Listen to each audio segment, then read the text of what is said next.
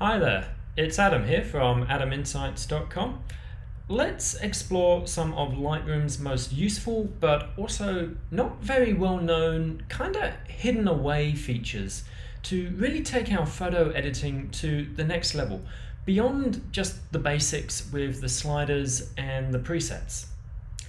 Now, if you're like me and you always want to have your verticals and your horizontals perfect in your photography, for me that's really important because I love doing urban landscapes, then the guided upright tool is for you. Now, in this photo here, which I want to do some more editing with, obviously I've got the horizontals and the verticals well out. It was a handheld shot and I've definitely got them wrong.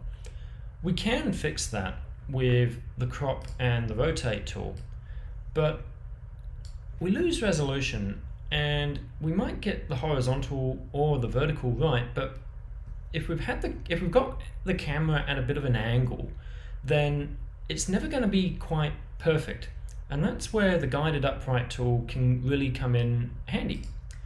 Okay, so the guided upright tool is quite hidden away over here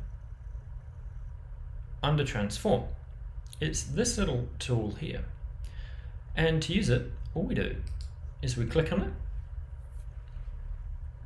we find a horizontal, so in this case it's the concrete, put the crosshair over it, click and drag. So we've now got 2 points on the horizontal, and then we just find the vertical. So up here should be good. Let's just line up and click.